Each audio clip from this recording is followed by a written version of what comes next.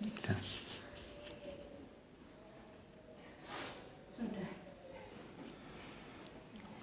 warahmatullahi wabarakatuh. Waalaikumsalam warahmatullahi wabarakatuh. Mustafa Muhammadin sallallahu alaihi wasallam jalan kita mukarrabin. Khususnya mu'alifat kitab sanawiyah di masjid Sungadana umatina jatina sallallahu syahina. Khususnya lemah hatinya laskiat malam dalam diri mas. Lillahi ta'ala lahumul fatihah. Wa nasya'adiyah bismillahirrahmanirrahim.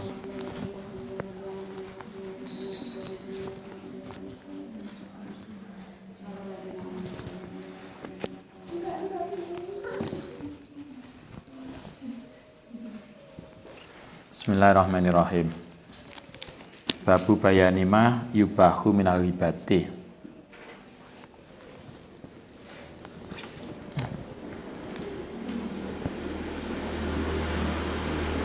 Babu bayanima, bab tentang sesuatu yubahu yang diperbolehkan minal ghibati saking hibah. Kalau bahasa kita, bab tentang hibah yang diperbolehkan. Jadi kemarin masih ingat kita ngaji tentang hibah pada dasarnya adalah haram. Hibah itu adalah kita menginformasikan tentang kekurangan orang lain. Informasi itu bisa berupa verbal, ucapan, bisa tulisan, bisa simbol, atau isyarat. Apapun komunikasi yang kita sampaikan yang sifatnya adalah informasi yang menjelaskan tentang kekurangan orang lain, cacat orang lain, itu namanya ghibah. Dan itu hukumnya haram. Itu satu yang kemarin kita pahami. Yang kedua, kemarin kita diajarkan tentang namimah. Namimah mengadu domba adalah nge-share ucapan, nge-share tulisan yang tujuannya provokatif. Kalau dalam bahasa kitabnya ala qasdil fasid, yaitu tujuan untuk merusak, provokatif. Apapun share tulisan kita, share ucapan kita, share informasi yang tujuannya adalah merusak, provokatif, itu namimah. Namimah sama ghibah sama-sama haram. Nah, sekarang pada bab ini kita disampaikan walaupun pada prinsipnya ghibah itu haram, tetapi ada ghibah tertentu yang ditoleransi. Ada informasi mengeksplorasi kelemahan dan cacat orang lain yang itu ditoleransi. Kita bicara soal itu. Iklam anal hibata saat temennya hibah fa'ingkanat walaupun ono po hibah iku muharramatan, hibah itu walaupun haram, fa'innaha mongko saat temennya hibah iku tubahu, diperbolehkan fi ahwalin dalam beberapa keadaan lil maslahati. Hibah itu walaupun haram, tetapi pada konteks tertentu diperbolehkan dengan tujuan tertentu. Wal mujawizu atau al mujawizu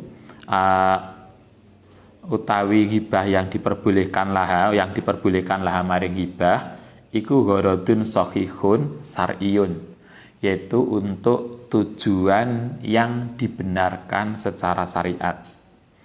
Layum kinu yang tidak mungkin opal wusulu sampai ilahya maring gharadun shahihun sar'iyun ila biha kecuali dengan model hibah. Kita tidak bisa mencapai tujuan tertentu yang ditoleransi oleh syariat kecuali dengan cara menjelaskan kekurangan orang lain. Maka itu boleh. Bahwa utawi gordun sahihun tadi iku ahadu sitati asbabin, salah satu dari 6 sebab. Berarti ada 6 alasan, 6 tujuan, 6 kondisi di mana hibah dibolehkan, ditoleransi. 1, hibah yang diperbolehkan adalah al-awalu yang pertama iku atadzallumu, melaporkan kedzaliman. Kalau ada orang dolim, kemudian Anda melaporkan perilaku itu, maka kan kita harus menjelaskan perilaku dolim apa yang harus kita laporkan, perilaku dolim apa yang dia lakukan. Maka ketika kita memberikan laporan boleh, misalnya laporan ke kepolisian, ke yang berwajib bahwa orang ini telah berbuat dolim, perbuatan dolimnya adalah ini. Kita menceritakan perilaku dolimnya itu boleh. Faya juzu, mongko boleh lil mazlumi bagi orang yang didolimi objek ayatadzallama yang melaporkan kezaliman ila sultani maring penguasa wal qadi lan hakim wa ghairihima lan selain mereka keduanya miman saking wong lahu kang kedueman wilayatun punya kekuasaan awalahu utawa kau kedueman kudrotun kemampuan ala insofihi yang atase menyelesaikan mereduksi min dolimihi saking perilaku dolimnya, bisa lapor penguasa, lapor hakim, lapor apalagi sekarang kepolisian, kejaksaan atau yang lain. Ketika kita ada perilaku dolim, maka ketika kita mengajukan, melaporkan kedolimannya, mau nggak mau kita harus menceritakan perilaku dolimnya. Karena itu ketika kita menceritakan perilaku buruk seseorang dengan tujuan untuk melaporkan sehingga orang itu kemudian bisa diselesaikan secara hukum, maka itu boleh. Itu satu yang diperbolehkan adalah untuk melaporkan. Atau yang lain kalau dalam kitab Ghazali untuk saksi. Kalau Anda jadi saksi, misalnya ada perilaku dolim, kemudian Anda diminta oleh pengadilan sebagai saksi, kemudian dimintai penjelasan tentang perilaku itu, maka itu boleh. Jadi saksi melaporkan itu boleh. Inna fulanan misalnya seseorang melaporkan, kemudian dia cerita inna fulanan sedunia seseorang iku dolamani telah berbuat dolim. Au fa'ala atau melakukan bi kelan ingsun kada. Wa au akhoda atau menghukum lima ingsun kada. Jadi laporan-laporan tentang perilaku dolim itu boleh, atau saksi atas perilaku dolim. Itu satu yang ditoleransi. Hibah yang ditoleransi. Wasani yang kedua, al isti'anatu, membantu ala tahyiril mungkari, untuk merubah perilaku mungkar. Kalau tadi untuk melaporkan, kalau kedua ini berarti jadi saksi ya. Isti'anah ala tahyiril mungkar, membantu untuk merubah perilaku mungkar. Waradul ma'asi, lan menolak kemaksiatan ilah sawabi maring benar. Bayakulu mongko ngucap sapa man liman maring wong yarju yang mengharap sapa seseorang kudratahu ing kemampuane orang ala izalatil mungkari, maring menghilangkan kemungkaran. Kayaknya ini lebih cenderung sebagai tadi saksi. Jadi yang pertama boleh menceritakan keburukan orang dalam konteks untuk melaporkan keburukannya sehingga bisa diselesaikan. Yang kedua, isti'anah ala tahyiril mungkari, bahasa kita menjadi saksi untuk sebuah kasus. Maka boleh, kalau Anda ditanya, Mbak, sama ngerti ini ya, kalau Anda paham benar, bukan saksi palsu ya. Apa bahasa kita? Saksi palsu atau saksi dusta? Palsu. Yang palsu itu saksinya ya. Saksi palsu, maka boleh kita sebagai saksi menceritakan hal yang sebenarnya. Jadi tidak termasuk hibah. Bukan berarti Mbak sampean ngerti ini ya, saya paham Ustaz. Ditakoni jaksa, saya paham. Bisa diceritakan? Nggak mau, karena ini hibah. Enggak, itu tidak termasuk hibah. Itu ditoleransi. Itu hibah tapi ditoleransi. Ketika kita diminta sebagai saksi untuk sebuah kasus, yang itu kita perlu menceritakan mungkin kekurangan atau aib atau perilaku buruk seseorang. Fulanun utai fulan misalnya, iku yakmalu kada wa kada. Ketika Anda bilang, oh ya orang ini pekerjaannya ini, perilakunya ini, melakukan ini dan seterusnya, maka boleh. Wa nahwi dzalika wa yakunu, ketika kita menjadi saksi, wayakunu pemaksudu tujuannya iku atawasula tersampaikannya ila izalatil mungkari maring hilangnya kemungkaran. Kita jadi saksi untuk menetapkan kebenaran, sehingga kita harus menceritakan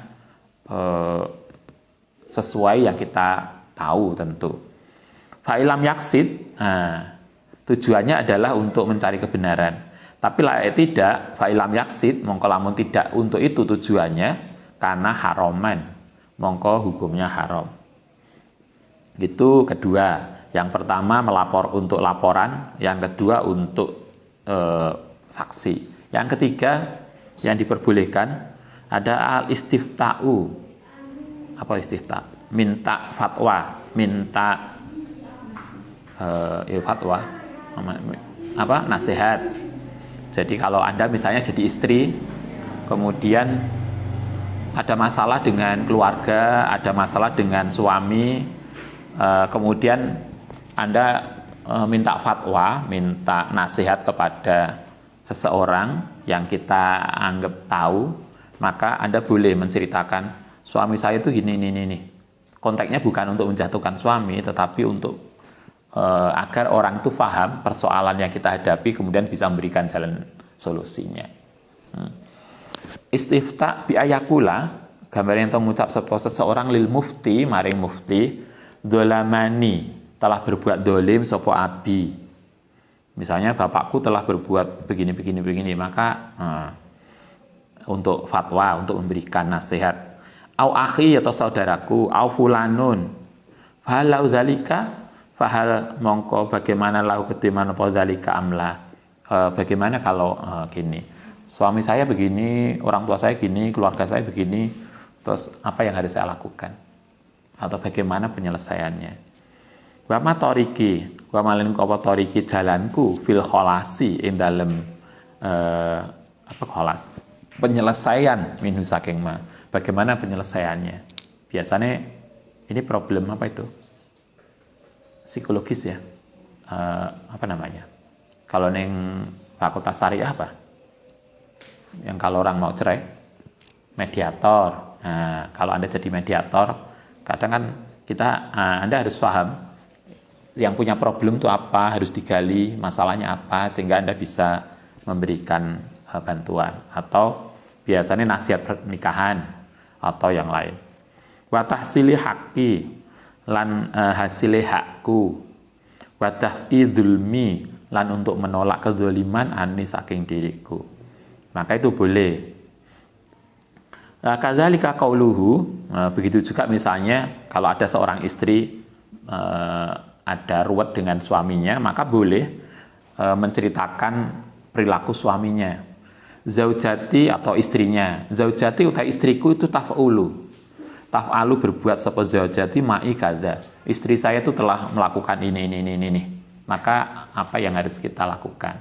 Mencari nasihat, nyari fatwa, nyari penyelesaian. Au zauji, kalau istrinya yang lapor, yang meminta fatwa.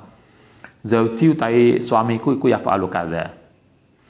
Wa nahwi dzalika fa hadza, ini dengan mengatakan suamiku, istriku, bapakku, saudaraku namanya ini telah melakukan ini.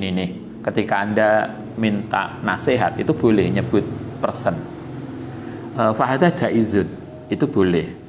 Lil hajati, karena ada kebutuhan untuk menyelesaikan problem. Tapi ingat ya, di sini diperbolehkan istifta itu bukan untuk menjatuhkan, tapi untuk menyelesaikan problem. Karena ada problem antara kita dengan orang lain, maka kemudian kita menceritakan yang terjadi. Biasanya orang yang ngasih fatwa juga tidak akan mudah untuk hanya ucapan kita. Biasanya akan dikonfirmasi dengan banyak hal. Itu boleh nyebut nama, nyebut person. Tetapi tetapi ini al-ahwata, utai yang hati-hati, iku ayakula. Tapi di sini kita diajarkan oleh Mbah Nawawi, nyebut person tadi dalam konteks iftita, minta fatwa, minta nasihat itu boleh. Tapi lebih baik tidak perlu nyebut nama. Misalnya Anda, naudzubillah, semoga keluarga kita semua baik. Misalnya kalau ada suami istri ribet, maka ketika istrinya minta nasihat pada orang, dia nggak mengatakan suamiku, enggak. Ustadz, ini ada seorang suami melakukan ini. Jadi tidak nyebut suaminya, tapi ada seorang suami melakukan ini. Maka baik. Maka bagi istri apa yang baik? Apa yang harus dilakukan? Jadi begitu. Misalnya seorang suami juga gitu. Ada loh, kalau ada istri begini. Jadi kalau Ustadz, istri saya tuh gini. Enggak. Ada seorang istri itu melakukan ini. Yang lebih baik, lebih hati-hati. Iku ayakula yang tahu ngucap matakulu. Ma iku apa takulu pendapat Tuhan firojulin. Yang dalam kasus seseorang karena kang ono sapa rajul iku fi amrihi karena kang ono fi amri dalam perkara rajul iku kada. Jadi tanpa menyebut person itu lebih baik. Sejak kemarin karena itu belajar dari Sayyidah Aisyah kemarin, sejak beliau diingatkan oleh Kanjeng Nabi kan kemudian beliau kalau menyebut problem tidak pernah menyebut orang. Ini loh kasusnya, jadi nggak perlu menyebut nama tanpa juga inisial. Saya nggak perlu nyebut nama, tapi inisial ini, ngerti kan inisial ini? Enggak, karena bukan itu konteksnya. Jadi boleh nyebut nama di dalam konteks untuk minta pendapat, minta fatwa, minta nasihat. Tapi yang lebih hati-hati tanpa menyebut nama. Aufi zaujin, atau dalam kasus seorang suami, au zaujatin atau seorang istri, taf'alu yang berbuat sopo istri kada, awin dalika. Kenapa harus Mbah Nawawi mengingatkan kita tidak perlu nyebut nama? Fa innahu kuyahsilu hasil bi kelan ma tadi apa al-ghara itu tujuan min ghairi ta'yinin kelan tanpa menentukan.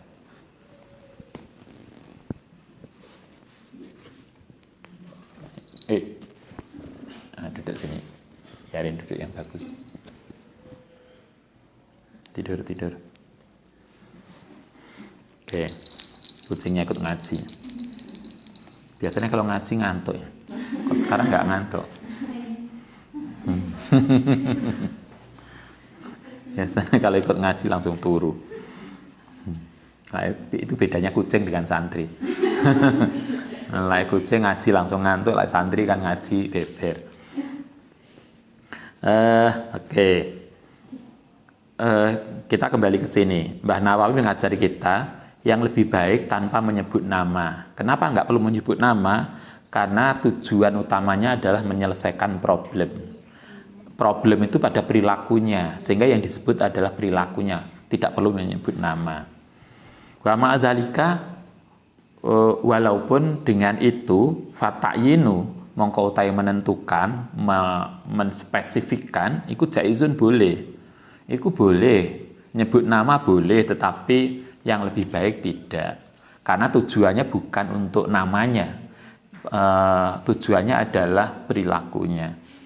Li hadisi Hindin, nyebut nama boleh untuk fatwa. Ini berdasarkan hadis Hindun. Hindun itu istrinya Abu Sufyan yang pernah membunuh siapa? Hamzah. Yang Hamzah begitu terbunuh kemudian dilukai, kemudian diambil jantungnya, kemudian dikunyah. Itu perilaku luar biasa. Anda bisa lihat dalam hadisnya. Hindun setelah membunuh Hamzah, dilalah kemudian setelah itu masuk Islam. Nabi itu sampai dalam banyak kasus Nabi itu ketemu Hindun, itu kadang dalam hadis dikatakan kalau Nabi itu merasa begitu melihat Hindun mesti kelingan pamannya yang diperlakukan secara tidak baik. Karena itu biasanya kalau ketemu Hindun ngaliolah, jangan jauh, jangan dekat dengan saya. Saya mungkin dalam bahasa kita trauma karena paman Hamzah diperlakukan luar biasa dalam perang Uhud. Nah, Hindun kemudian masuk Islam, nggak mudah. Coba Anda bisa bayangkan, enek uwong yang setelah membunuh paman Nabi, paman Anda, kemudian dia masuk Islam menjadi geng kelompok jamaah. Nggak mudah bagi kita, nggak mudah. Nabi juga ternyata nggak mudah. Li hadisi Hindin, Hindun itu suatu ketika melaporkan suaminya. ke Nabi. Hindun alladzi sanadkuruhu insyaallah taala wa qaliha lan ucapan Hindun ya Rasul.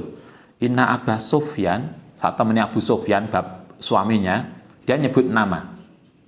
Dan Nabi enggak problem. Jadi kanjeng Nabi Abu Sufyan itu loh rajulun sahihun. Laki-laki yang pelit.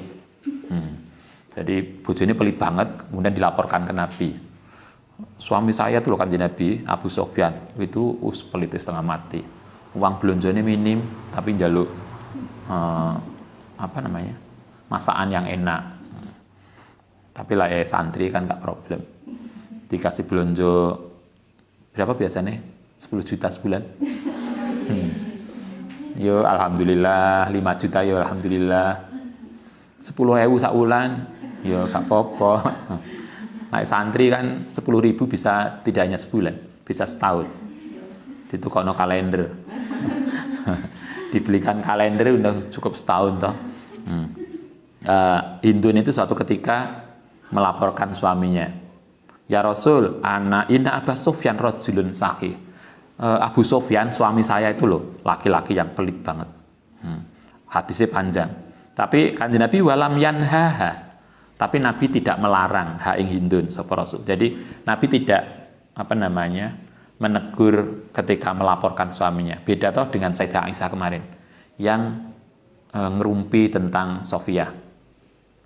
Kan kemudian Nabi mengatakan nggak gitu, nggak boleh ngerasani dan nggak nyebut nama. Karena itu sejak itu kemudian Sayyidah Aisyah tidak pernah nyebut nama seseorang. Sehingga dalam banyak hadis kan Sayyidah Aisyah itu sering tuh kan cerita, saking mungkin itu ya konteksnya. Ada perempuan nggak pernah nyebut nama, kan banyak Sayyidah Aisyah. Ada laki-laki ketemu Nabi, tapi beliau nggak pernah nyebut namanya sopo. Mungkin konteksnya begitu, karena Nabi ngajarkan jangan menyebut kekurangan orang apalagi dengan namanya. Itu yang ketiga, ya al-istifta. Yang keempat, tahdzirul muslimin, untuk memperingatkan orang Islam minasyarri, dari keburukan, wa nasihatuhum, lan memberikan nasihat. Misalnya ada tokoh kemudian perilakunya nggak baik, maka kita boleh nyebut perilaku dia begini, ini tidak bagus, maka jangan diikuti. Itu boleh. Minha, contohnya dalam konteks ini adalah jarhul marjuruhin. Dalam hadis itu ada jarh wa ta'dil. Kitab ilmu jarh wa ta'dil itu sebuah ilmu di dalam ilmu hadis yang digunakan untuk memverifikasi rawi hadis. Jadi misalnya hadis innamal a'malu binniyat, itu rawi ini sapa wae, kemudian dia itu siapa saja. Maka setiap rawi akan diteliti siapa, keluarganya siapa, gurunya siapa, muridnya siapa, kelemahannya apa, kelebihannya apa. Nah, jarh wa ta'dil itu ilmu secara detail untuk meneliti kepribadian seseorang. Nah, meneliti kepribadian seseorang termasuk plus minusnya di dalam konteks agar kita tahu kualitas seseorang sehingga orang menjadi tidak tertipu oleh dia, maka itu boleh. Kalau dalam bahasa kita apa biasanya? Masuk. Nah, kalau misalnya biasanya kalau Anda ngelamar pekerjaan kan ada toh wawancara, track record, di Facebooknya ngupload apa wae. Nah, dulu zaman Orde Baru Pak Harto, setiap mau pegawai negeri kan ada litsus, penelitian khusus. Itu mulai bapake, mbake, pamane, keluargane semuanya diteliti. Apakah dia terkait dengan G30S PKI itu enggak? Itu semua diteliti. Nah, itulah yang kalau dalam bahasa hadisnya jarh wa ta'dil. Itu boleh di dalam konteks seperti itu. Agar kemudian kalau Anda misalnya kan punya lembaga sekolah, kemudian kita harus menerima dosen baru, guru baru, tenaga baru, SDM baru, kan kemudian dipilih sopo,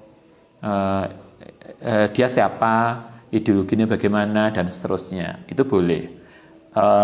mencari track record, rekam jejak, itu boleh di dalam konteks itu, sehingga kemudian yang kita terima itu benar-benar orang yang bagus. Sama dengan hal ini adalah ketika Anda mencari suami, bukan mencari suami, mencari calon suami. Kalau suami kan udah nikah, golek nanti. Di mana suami saya? Nah, setiap grup siapa yang pernah melihat suami saya? Kan enggak. Kalau Anda nyari suami, yang Anda di rumah yang laki-laki mencari calon istri, maka harus didelok rekam jejak calon istri saya itu sopo, kelahiran mana, akademiknya apa, track record moralitasnya apa. Nah, itu boleh. Anda dalam konteks ini boleh bertanya pada seseorang, Mbak, saya itu naksir anak itu, sama kan dekat dengan orang itu. Sama menurut Saman gimana? Nah, Anda yang ditanya di dalam kebutuhan ini harus menceritakan apa adanya, nggak boleh ditutupi. Oh iya Mbak, dia baik, tapi mangannya wakil loh, misalnya. Turune kuat. Balak kadung turu gak kena digugah iku Mbak. Itu kan kalau setahu Anda kan Anda harus cerita. Plusnya apa, sisi yang kurang apa, sehingga orang yang mau menikah tadi itu tahu calonnya itu siapa. Itu boleh, nggak perlu harus ditutupi. Sama ngerti ya? Ngerti gimana? Enggak lah, itu hibah, nggak mau saya. Enggak. Enggak. Ini konteksnya adalah untuk tadi agar kita menjadi tidak tertipu. Apa namanya? Dulu di tetangga itu nikah, biasalah lewat jarak jauhan, calon suaminya ngakunya anggota militer, ternyata bukan. Ya kan itu perlu itulah pentingnya memverifikasi calon. Itu boleh. Jadi kalau di dalam ilmu hadis minariwayati saking riwayat, minaruwati saking rawi lil hadisi wasudi lan saksi, itu boleh. Jadi dalam itu kasusnya di dalam ilmu hadis. Sama juga dalam kebutuhan yang sama, itu boleh. Wadzalika iku jaizun, boleh bi istima'il muslimin dengan ijma'.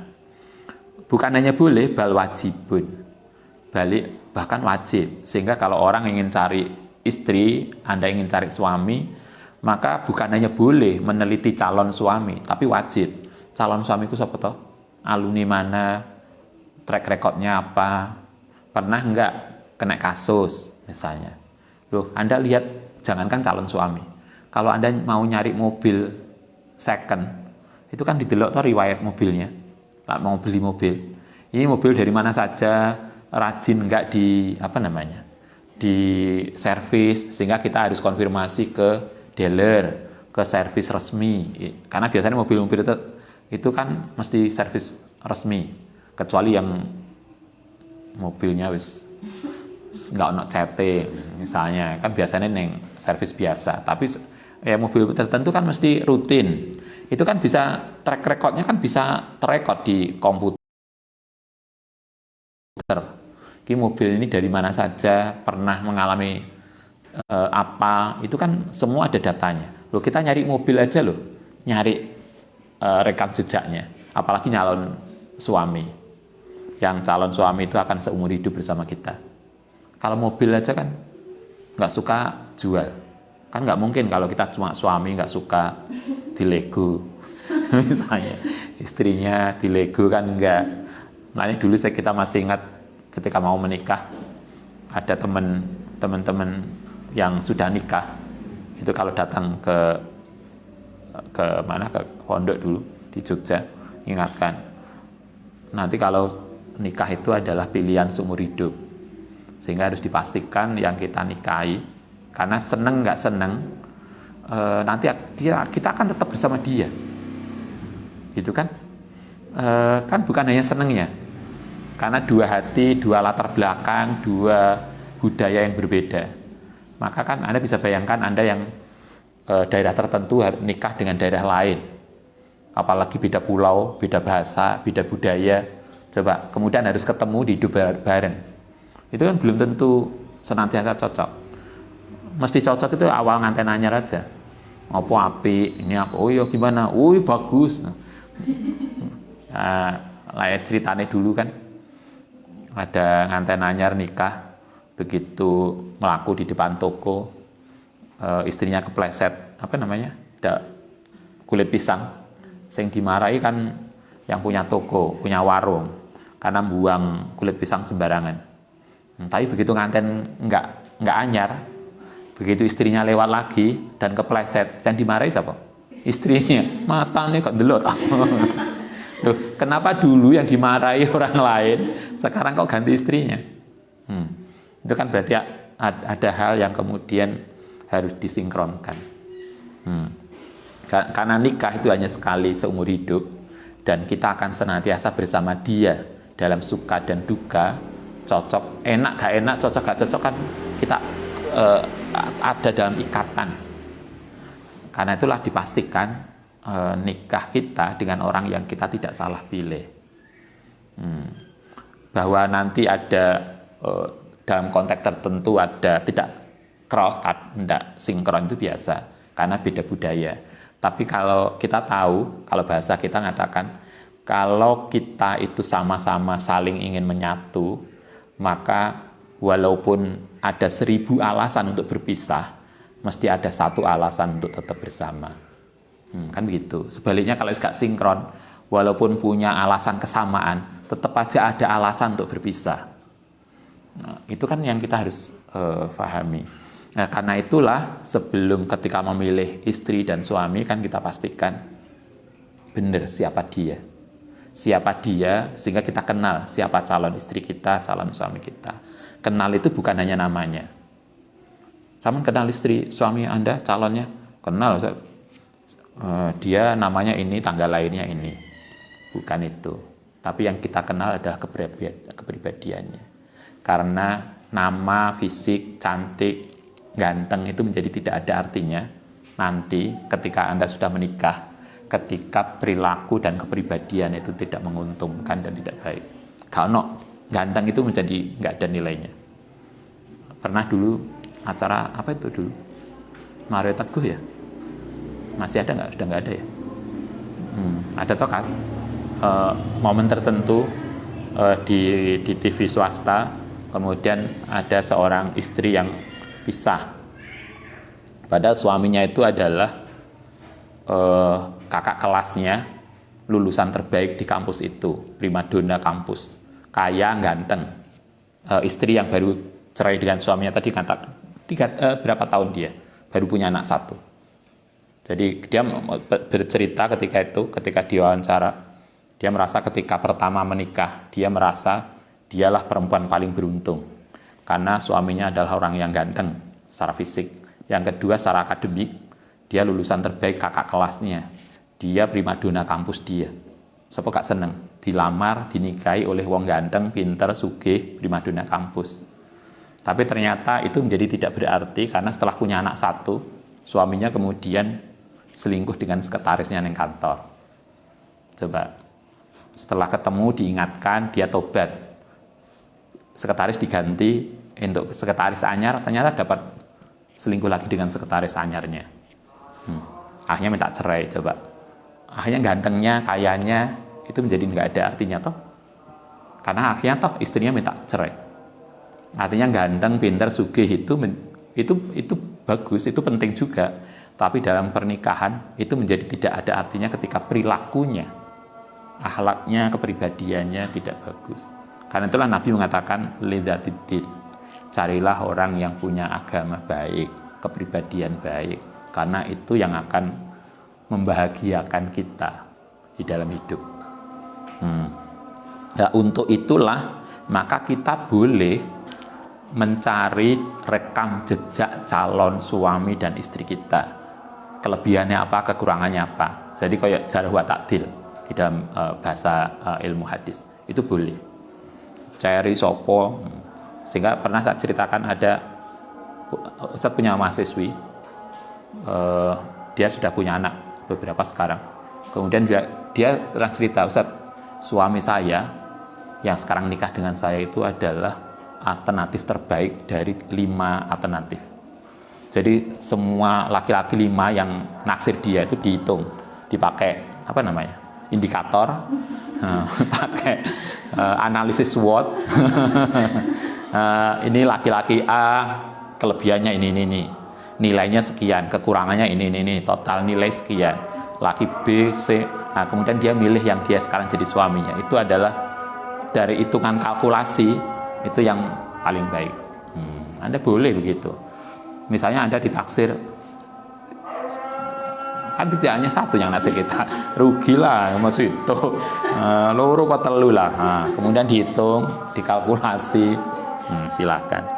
Tapi kembali ke sini, di dalam konteks seperti itu boleh kita menelusuri rekam jejak seseorang di dalam konteks itu.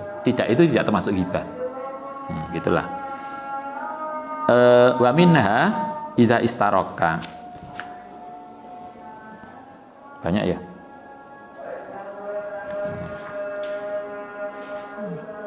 Oke lah, nanti kita lanjutkan besok aja. Al-Fatihah.